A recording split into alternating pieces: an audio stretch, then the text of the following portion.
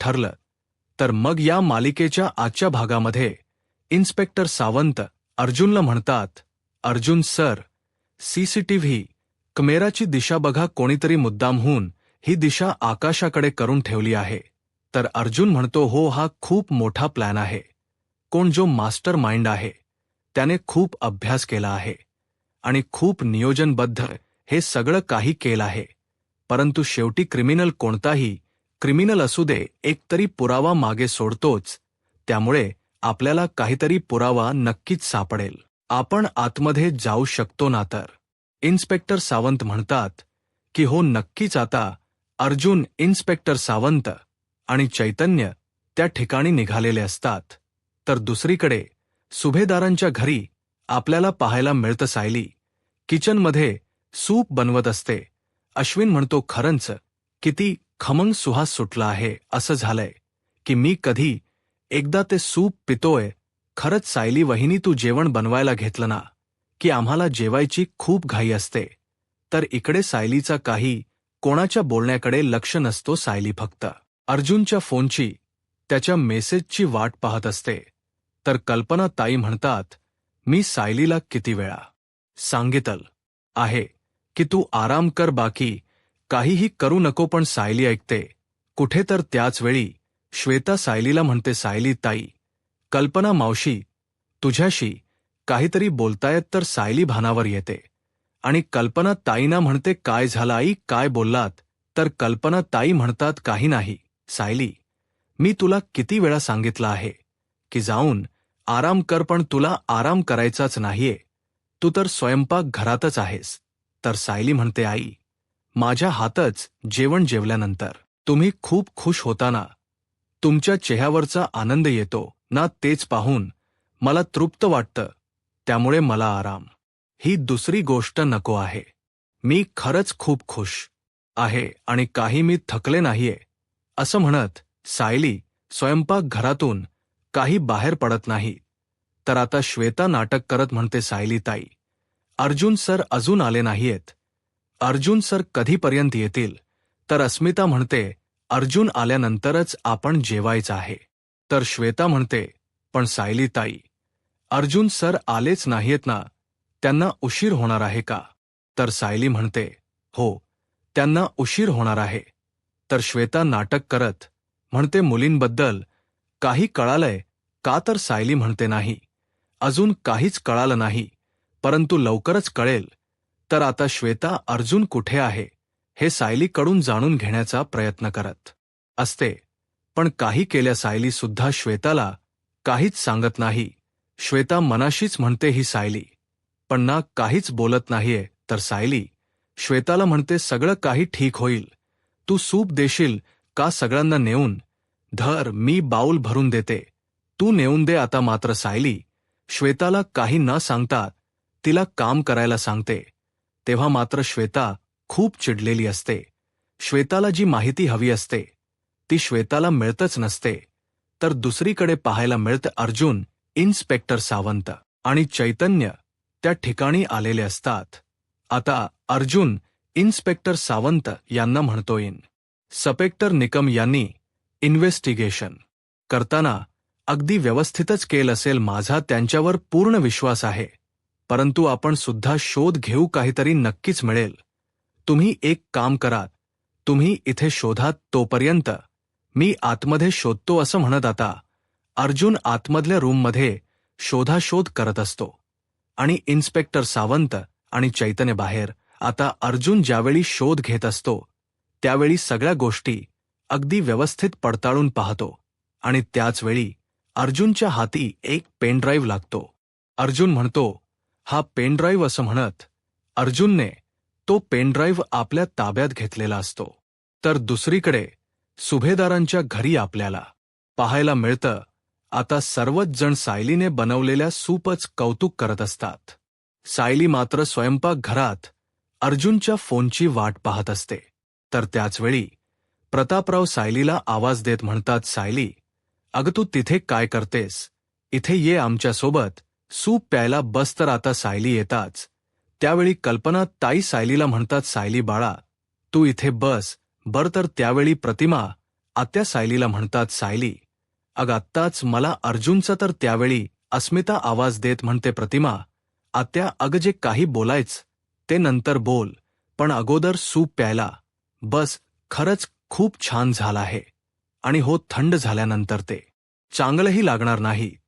तर प्रतिमा आत्या म्हणतात, बरं ठीक आहे.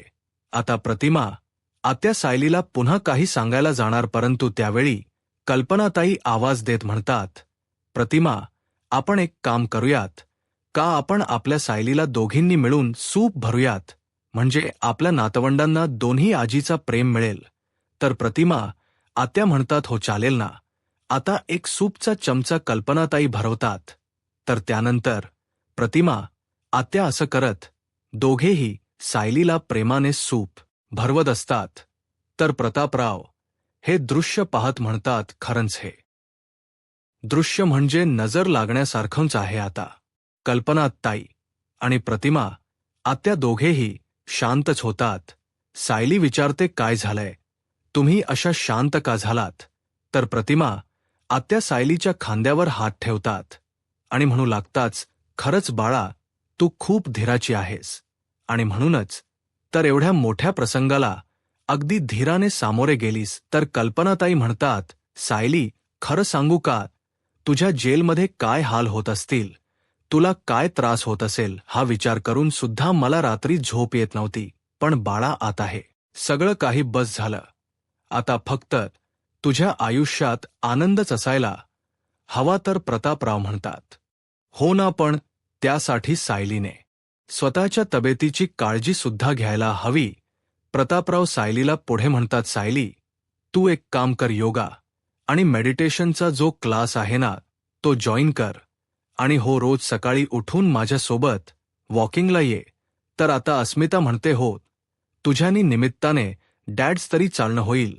तर कल्पनात ताई सायलीला म्हणतात, बरं सायली आपण मंदिरात कधी जाऊया. तर अश्विन म्हणतो, एक मिनिट वहिनी, आज संध्याकाळी दुपारनंतर तुझी मी हॉस्पिटलमध्ये सोनोग्राफीसाठी अपॉइंटमेंट घेतली आहे, त्यामुळे दादा आल्यानंतर तू आणि दादा दोघांनी ही सोनोग्राफीला जायचं आहे.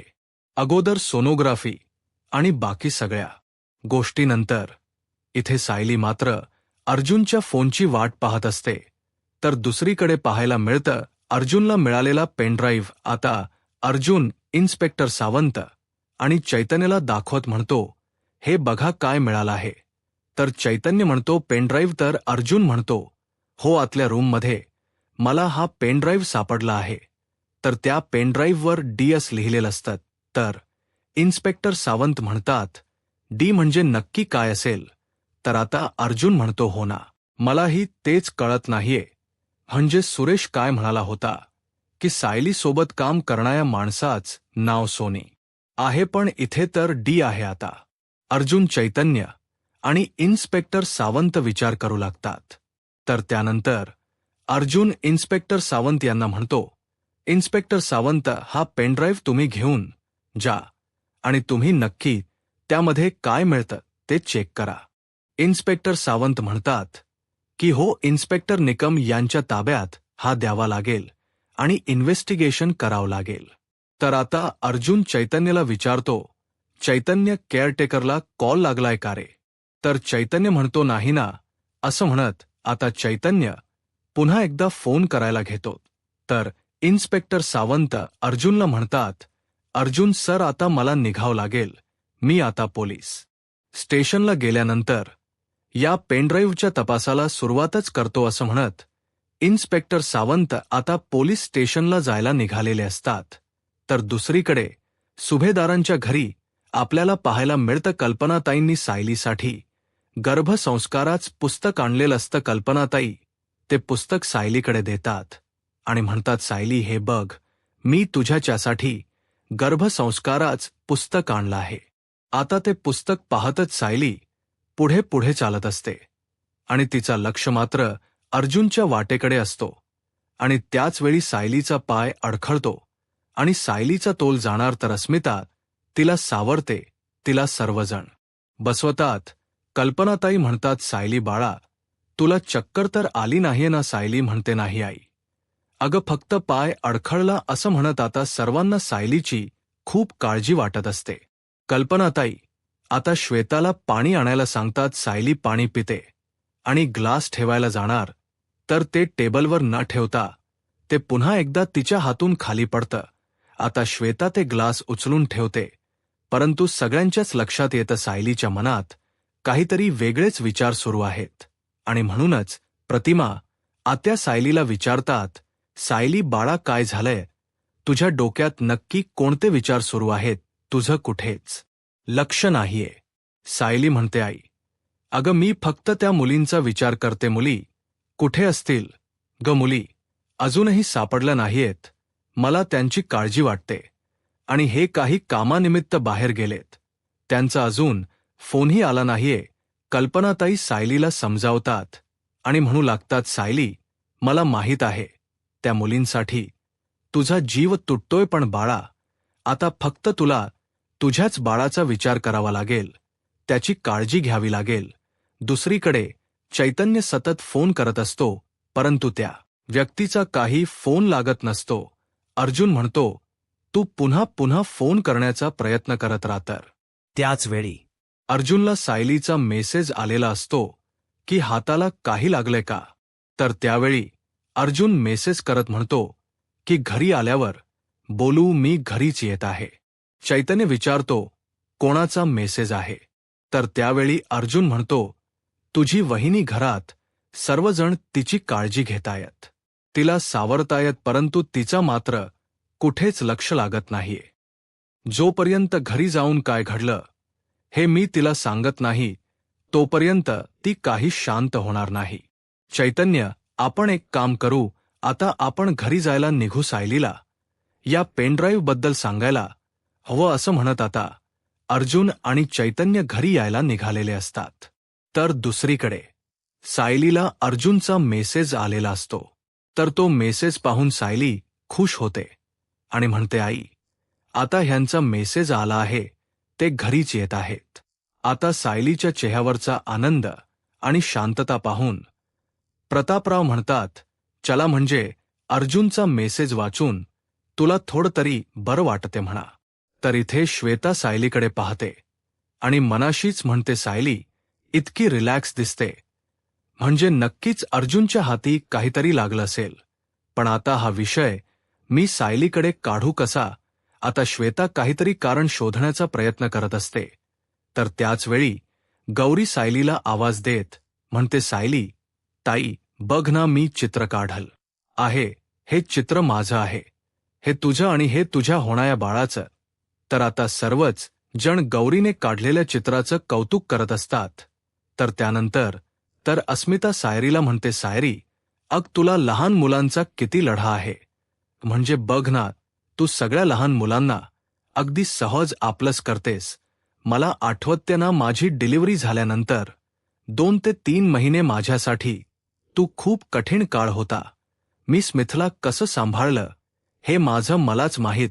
तर त्यावेळी सायली म्हणते, असं काही नसतं अस्मिता, प्रत्येक आईला आपलं मूल सांभाळणं अवघड जात नसतं. तर त्यावेळी आताश वेता नाटक करत सायलीला म्हणते, सायली ताई अगं तुझ्या जेवणाची वेळ झाली आहे, तू जेवून घे बरं. अर्जुन सरांची वाट नको बघूस, तू जेवून घे. तर प्रतापराव म्हणतात, हो सायली, तुझ्या जेवणाची वेळ योग्य असणं खूप गरजेचं आहे, त्यामुळे तू वेळेवरच जेवून घे. अर्जुन येईलच, तू त्याची वाट बघत बसू नकोस, चल तू जेवून घे. तर सायली म्हणते, नाही नको, थांबा ना. तर आता प्रतिमाही सायलीला समजावतात आणि म्हणतात, सायली काय चाललंय तुझ? अगं तुझ्या जेवणाची वेळ झाली आहे, तुझा टाइम टेबल जसा आपण तयार केला आहे तसंच सगळ्या गोष्टी व्हायला पाहिजेत.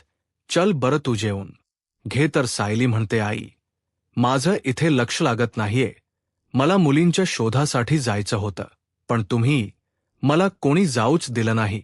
पण मुली जोपर्यंत सापडत नाहीत तोपर्यंत माझा जीव काही थ्यावर राहणार नाही, माझ्या जीवाला काही शांतता वाटणार नाही. माझ्या मुलींच्या बाबतीत काही चुकीचं तर घडत नसेल ना, माझ्या मुलींच्या बाबतीत काही बरं वाईट तर झालं नसेल ना, हा विचार सुद्धा मला स्वस्थ बसू असू देत नाहीये. तर कल्पनाताई सायलीला म्हणतात, सायली आता परत हा विषय नको, मी एकदा सांगितलं ना, तू घराबाहेर जायचं नाही म्हणजे नाही, आणि यापुढे तू प्रत्येक गोष्ट आमची ऐकायची आहे. आम्ही जे सांगू तेच तू करायचं आहे. आमचं एवढंच आहे की तू आता घराबाहेर पडायचं नाही, तर तू फक्त आराम करायचा आहे. चल जेवायला बस. श्वेता, हिला जेवण वाढायला घे असं म्हणत कल्पनाताई सायलीला समजावतात. आता सायली मात्र शांतच होते, पण तिच्या मनाची हुरहुर काही शांत होत नसते. तिला सतत मुलींची काळजी वाटत असते आणि सायली तोच विचार करत असते. तर दुसरीकडे पाहायला मिळतं राकेश आणि सचिन पेनड्राईव्ह शोधत असतात, परंतु अजूनपर्यंत त्यांच्या हाती काही पेनड्राईव्ह लागलेला नसतो. तर त्याच वेळी सचिनला सोनीचा फोन येतो. सोनी म्हणतो, सचिन, तू मला तासाभरात भेटायला येणार होतास ना, त्याचं काय झालं?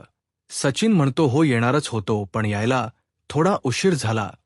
तर सोनी म्हणतो, मला अशा कामाला, अशा मीटिंगला उशीर झालेला अजिबात आवडत नाही. अगोदरच खूप उशीर झाला आहे, त्यामुळे वेळेत यायचं असं म्हणत आता सोनी फोन ठेवतो. तर इकडे राकेश सोनीचा फोन ऐकतो आणि त्यानंतर सचिनला म्हणतो, सचिन, आता काय करायचं आहे? तो सोनी, आपला तर आता जीवच घेईल.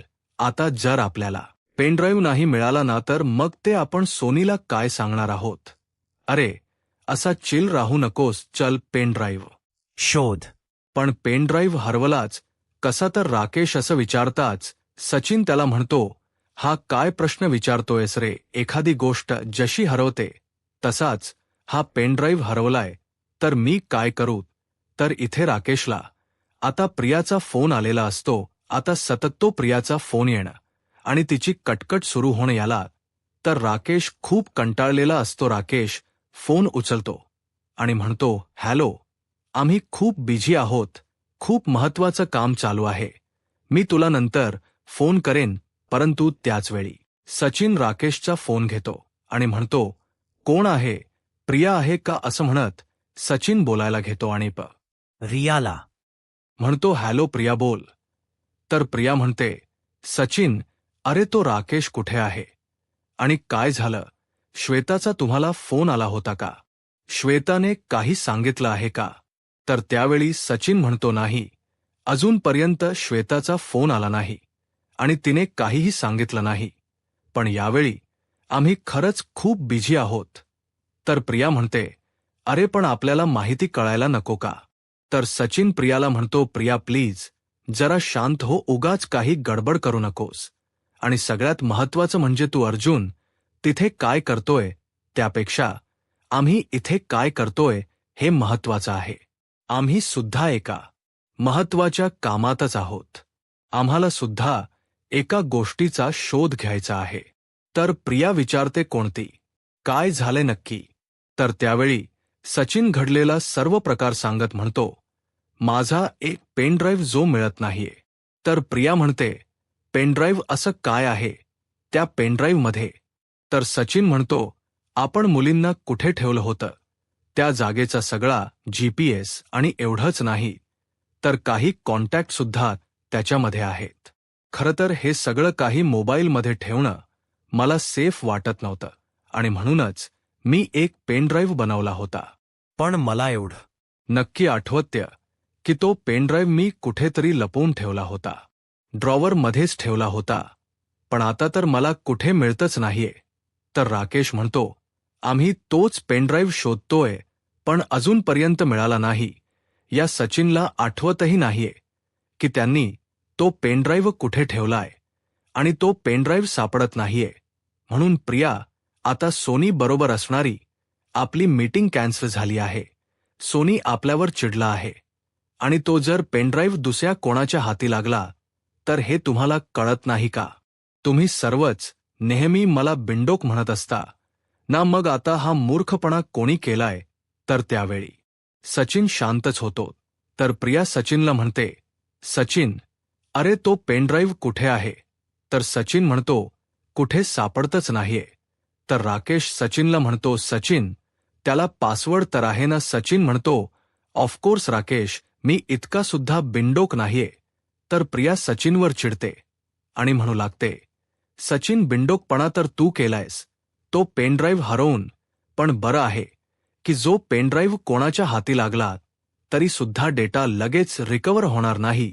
तर सचिन प्रियाला म्हणतो तरी सुद्धा तो पेनड्राईव्ह सापडायला हवाच कुठे असेल. तो पेनड्राईव्ह काही झालं तरी तो पेनड्राईव्ह कोणा दुसऱ्याच्या हाती लागायला नको. तर दुसरीकडे सुभेदारांच्या घरी आपल्याला पाहायला मिळतं सायली कल्पनाताईंना म्हणते, आई मी बाहेर जाऊ शकत नाही, परंतु घरी राहिली तरी सुद्धा माझा कुठेच लक्ष लागणार नाही जोपर्यंत त्या मुलींना मी शोधत नाही आणि त्यांना सुखरूप घेऊन येत नाहीत तोपर्यंत माझा कुठेच लक्ष लागणार नाही. मला सांगा मुली सापडत नाहीयेत आणि मी इथे स्वस्थ बसून राहू शकते का? तर कल्पनाताई सायलीला म्हणतात, सायली तू माझ्याशी वाद का घालतेस? मी तुला एकदा सांगितलं ना, इन्व्हेस्टिगेशनसाठी तू बाहेर जाणार नाहीयेस, तू घरातच राहणार आहेस आणि घरातूनच फक्त बाळाची काळजी घेणार आहेस. या सगळ्या गोष्टी तू घरातून हँडल करू शकतेस, पण मी कोणत्याही तपासासाठी घराबाहेर तुला पाठवणार नाही. तर त्याचवेळी अर्जुन त्या ठिकाणी येतो. अर्जुनने हे सगळं बोलणं ऐकलेलं असतं. अर्जुन म्हणतो, मी सुद्धा सायलीला हेच सांगितलं होतं की तू आराम कर, परंतु आता मला कळतंय की कदाचित सायलीला जे वाटते तेच तिने करायला हवं आणि मम्मा ती जर माझ्यासोबत बाहेर आली तर मी असेनच ना तिच्यासोबत आणि मी तिची काळजी घेणार नाही, असं तुला वाटतंय का? तुम्ही कोणीही काळजी करू नका, माझ्यासोबत सायली असेल तर ती घरात जेवढी सेफ आहे तेवढीच तिथेही सेफ असेलच. तर कल्पनाताई अर्जुनला म्हणतात, छान, म्हणजे आता तुझा सुद्धा तिला पाठिंबा आहे. म्हणजे आईला काय वाटत याने कोणाला काय फरक पडतोय? तुम्हाला तुमच्या मनाला जसं वाटेल तसंच करायचं आहे ना, मग करा. तुम्हाला जे हवे ते करा.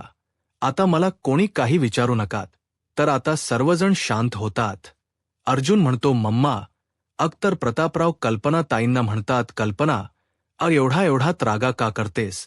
तर आता सायली कल्पनाताईंना समजावत म्हणते, आई तुम्ही आई म्हणून माझी काळजी करताय हे मी समजू शकते, पण त्या मुलींची सुद्धा मी आई आहे ना. खरं तर त्या मुलींना मी जन्म दिला नाहीये, पण मी त्यांना सांभाळण्याची जबाबदारी घेतली आहे ना. मग त्यांना सांभाळणं ही माझी जबाबदारी आहे, त्यांना सुखरूप ठेवणं ही माझी जबाबदारी आहे.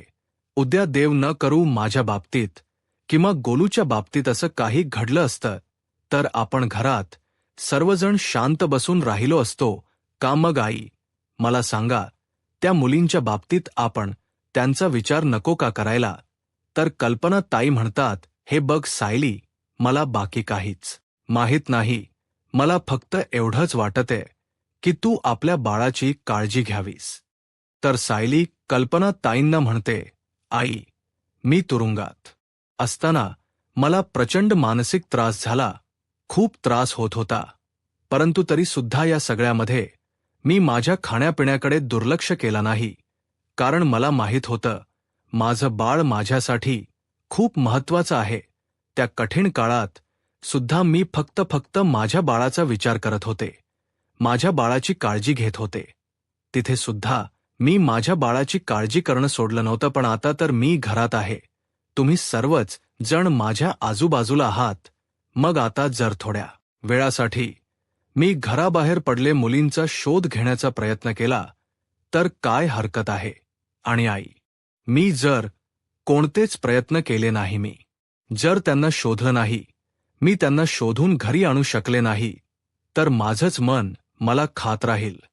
त्यामुळे प्लीज आई मला अडवू नका, मला त्या मुलींचा शोध घ्यायचा आहे, त्यासाठी प्लीज घराबाहेर पडायची परवानगी द्या. तर आई मी तुमच्या समोर हात जोडते. कल्पनाताई सायलीचा हात पकडत म्हणतात, हात नको जोडूस, खरं तर मला तुझी आणि बाळाची काळजी वाटते, बाकी काहीच नाही. तर कल्पनाताई म्हणतात, बरं ठीक आहे, पण अर्जुन सायलीच्या बाबतीत कोणताही हलगर्जीपणा झालेला मला चालणार नाही. अर्जुन म्हणतो, काळजी करू नकोस मम्मा, मी तिच्या सोबत असणार आणि तिला कोणताही त्रास होणार नाही याची काळजी मी घेईन.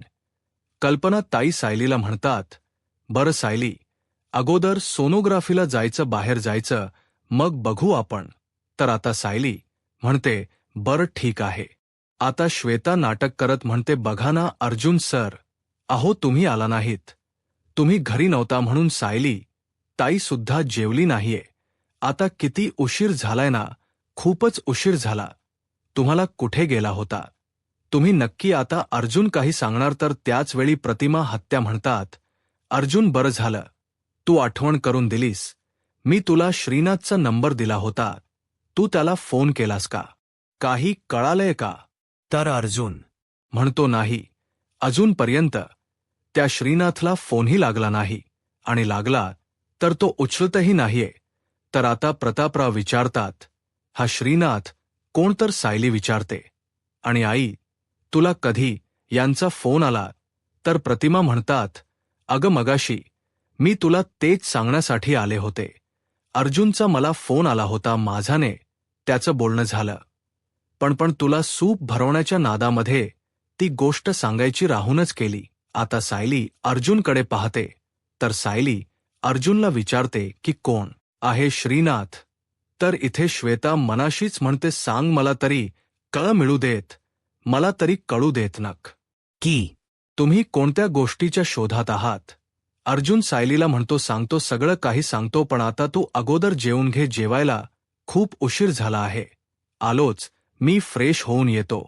असं म्हणत अर्जुन फ्रेश होण्यासाठी निघून जातो. तर प्रतापराव म्हणतात, चला सगळ्यांनी जेवून घेऊया. तर दुसरीकडे पाहायला मिळतं, आता राकेशला फोन आलेला असतो. राकेश म्हणतो, हो सांगतो, मी सचिनला सांगतो. असं म्हणत राकेश फोन ठेवतो. आता राकेश सचिनला म्हणतो, सोनेने तो पेनड्राईव्ह बघितलाच नाहीये.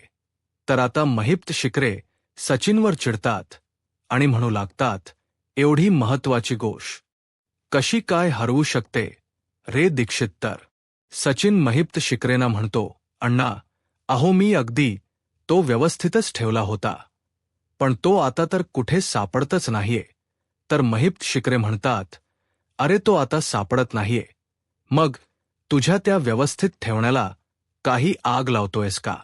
आता सचिनला सुरेशचा फोन आलेला असतो. सचिन म्हणतो, बोल सुरेश. तर सुरेश आता सचिनला म्हणतो, सचिन सर, तुमचा पेनड्राईव्ह सायलीच्या नावावर जी जागा आहे तिथे तर चुकून राहिला नाहीये ना? तर सचिन म्हणतो, एक मिनिट, म्हणजे तुला आणि सोनलला ज्या ठिकाणी बांधून ठेवलं होत तिथेच ना? हो ना, कदाचित तिथेही असू शकतो, कारण त्यावेळी मी सोनेला भेटण्यासाठी आलो होतो आणि त्यावेळी तो पेनड्राईव्ह माझ्या सोबतच होता, तो माझ्याकडे होता. सुरेश म्हणतो, हो सर, मी सुद्धा तुमच्याकडे तो पेनड्राईव्ह बघितला होता, म्हणूनच तर मी तुम्हाला विचारतोय. आता मात्र सचिनला धक्काच बसतो, कारण त्या जागी पेनड्राईव्ह असेल आणि जर तो कोणाच्या हाती लागला तर मग काही आपलं खरं नाही, हे सचिनच्या लक्षात येतं. सचिन म्हणतो, ते तो पेनड्राईव्ह मी तिथे कसा विसरलो, मला खरंच काही माहीत नाही, पण आता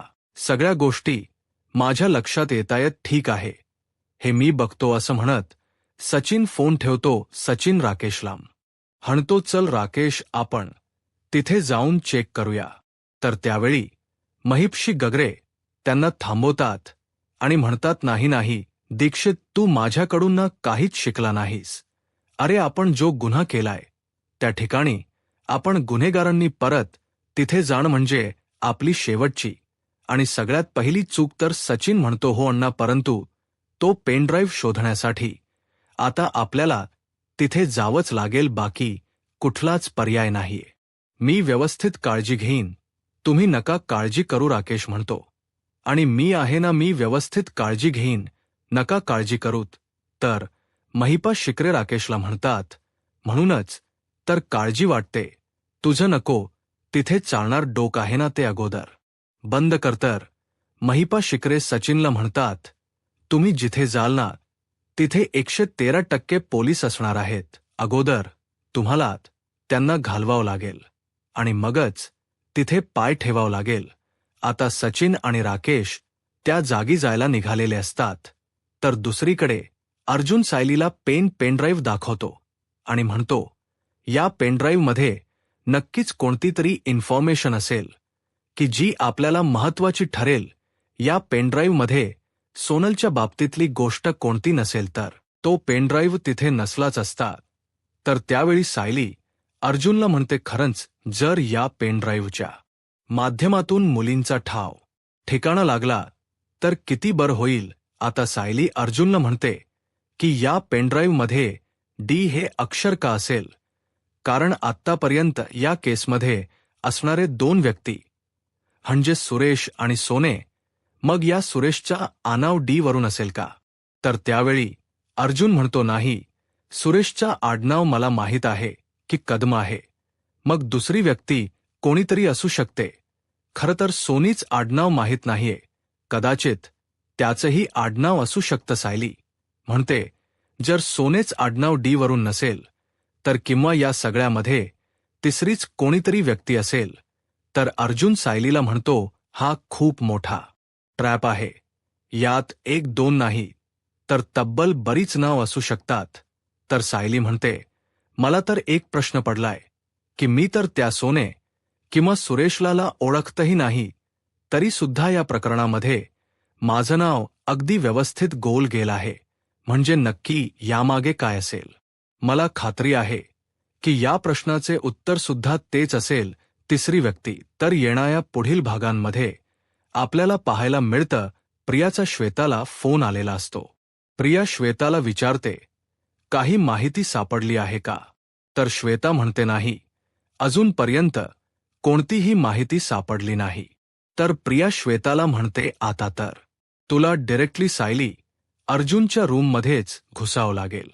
तर दुसरीकडे सायली आणि अर्जुन आता सोनोग्राफीसाठी आलेले असतात आणि ते रिपोर्ट पाहून अर्जुन इतका खुश होतो आणि म्हणतो, हे बघ आपल्या बाळाचं नाक, हे बघ आपल्या बाळाचे गाल. असं म्हणत अर्जुन सायलीच्या पोटावर हात ठेवत म्हणतो की बाळा, तू लवकरच येणार आहेस ना तुझ्या बाबांना भेटायला. तर दुसरीकडे आता प्रियाने सांगितल्याप्रमाणे श्वेता सायलीची रूम साफ करण्याच्या निमित्ताने येत रूमची झडती घेत असते आणि त्यावेळी सायलीच्या केसची फाईल आता श्वेताच्या हाती लागलेली. यूट्यूब चॅनलला सबस्क्राईब करा आणि व्हिडिओ लाईक करा. धन्यवाद.